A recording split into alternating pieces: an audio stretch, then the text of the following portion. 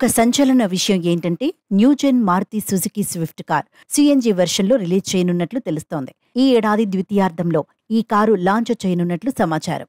భారతదేశ రోడ్ల పరిస్థితులకు అనుగుణంగా రీడిజైన్ చేస్తున్నారు. అయితే ఈ సిఎన్జి వల్ల పవర్ అవుట్పుట్ తగ్గుతుందని నిపుణులు చెబుతున్నారు.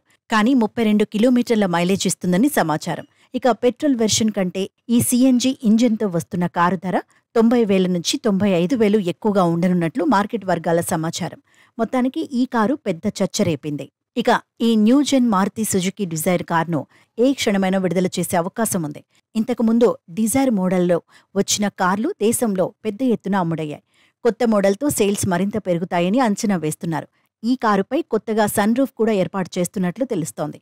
ఒకవేళ అదే జరిగితే సన్ రూఫ్ ఫెసిలిటీ పొందిన తొలి sedan కారుగా Newgen Maruti Suzuki Dzire నిలుస్తుంది. ఈ కారు ఎక్స్ట్రా బూట్ స్పేస్తో వస్తున్నట్లు తెలుస్తోంది.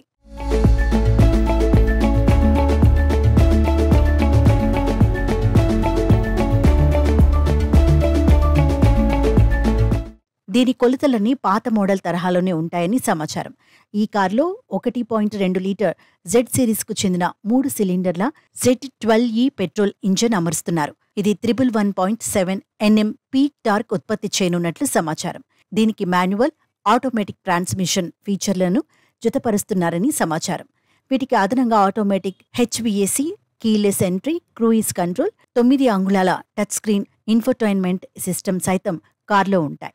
కొత్త తరహా ఫ్రంట్ గ్రిల్, అప్గ్రేడ్ చేసిన హెడ్ ల్యాంప్, టెయిల్ ల్యాంప్స్, కొత్త సెట్ బంపర్లో ప్రత్యేక ఆకర్షణగా నిలుస్తాయి.